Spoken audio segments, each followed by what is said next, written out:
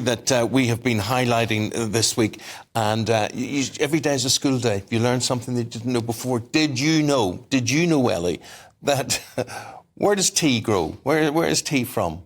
I don't know. Hot countries. Well, well, here in England as well. Oh, really? Yes, yeah. Oh, I didn't know that. So we may have a shortage of some lines of tea, but one of the nation's favourite drinks, after warnings of risks to supply because of what's going on the Red Sea, we found from the British Retail Consortium that actually Tregothnan, hope I've got that right, is grown in England. Where exactly in England?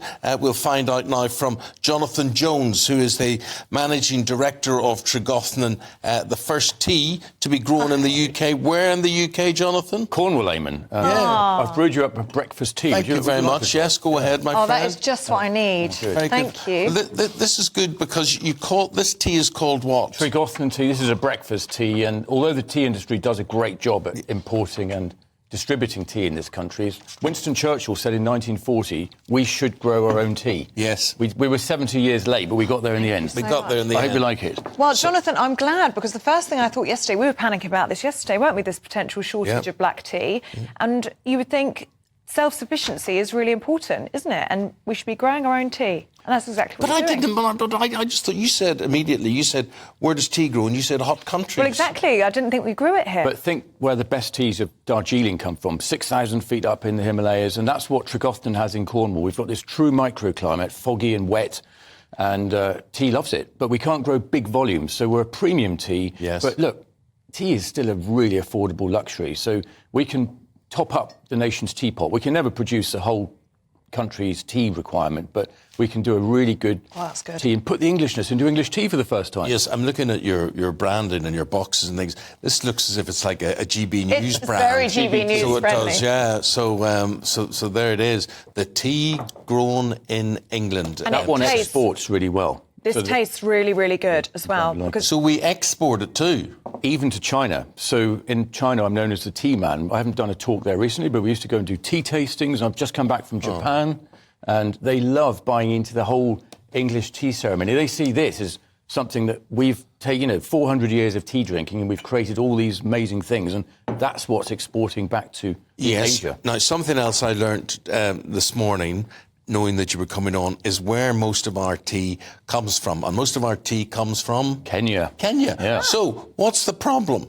Well, what's it still has to get through the Red Sea, doesn't it? So, does it still? It comes up that east coast of Africa, so it is a problem. But look, there's loads of tea around. The world record amount of tea will be grown this year, and we're not going to run out. But, the supermarkets and the tea companies will do a great job at managing supplies, and people should drink more. You in Northern Ireland, I think, drink 4.5. We're 4.5 cups a day. You're 5, so you're leading the way on this, Eamon.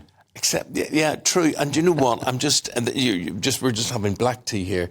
Do you want some milk? No. But it tastes very nice. No, it's lovely.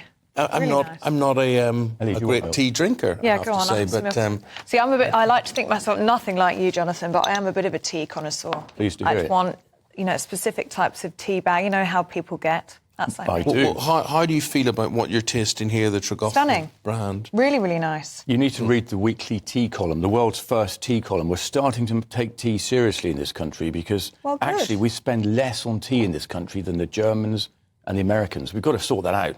Now, got to ask you, how do you make the perfect cup of tea? Because it's an art form, isn't it? But it's controversial. It is controversial, and look, there's an expression, isn't there? Whatever is your cup of tea isn't wrong.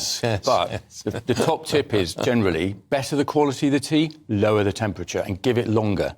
A long brew. Long brew, always a good thing, but don't scald it. Now, in London, we've had to make it a little bit strong because your water's not the best. You've got very hard water. But where you've got soft water, you can speed things up a bit, but always lower the temperature. People scald their tea. Listen, mate, you raise a very good point there, which will apply to every fast food outlet there is, and my wife, who they give you tea and it just burns the esophagus off you. Why? I mean, I agree with you. I think, what is the point of giving you something that is going to scald you? So you're saying it doesn't have to be boiling hot? Better not boiling. So tea is really an art form. When you see how it's made, it's an incredible drink. It's made from the camellia bush. And Tregothnan, by the way, grew the first camellias over 200 years ago, but not for tea, just for ornamental purposes. And when you see a day and a half to make the tea, surely people can wait 5 minutes. And look what the coffee industry has taught us. We all go into a coffee shop now and wait for ages. So, in fact, they've done us a favour, because now we need to wait for a good cup of tea. No, yes. it's certainly worth the wait. Do you worry about British people moving into this coffee shop culture? I mean, it was in the papers recently that people drink coffee more in this country now than they do They're scare stories, Ellie.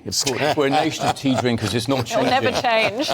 Well, I think the shortage story this week then is a scare story as well, put out by the supermarkets, whatever, because according to you, Jonathan, you're saying there shouldn't be any adverse effect on supplies. We've got plenty of it. And even if prices go up a little bit, that's good for the tea industry, because it's such an affordable luxury, and the supermarkets need to put their prices up a bit. And I bet your viewers wouldn't have any idea how much an average cup of tea costs, but it's such an incredibly affordable... How much an average cup of tea? A few pence in, come on. Yeah. Right, OK. How much would a box be of your tea? Those are about £9.50. Oh, very fancy. You don't have to worry. This is the good stuff. You don't have to worry about that. There we are. You can have that. Jonathan, cheers. Thank you. Cheers Thanks for coming in. Appreciate it. Thank you. So, a long brew. You heard it here first from the tea expert. Yeah.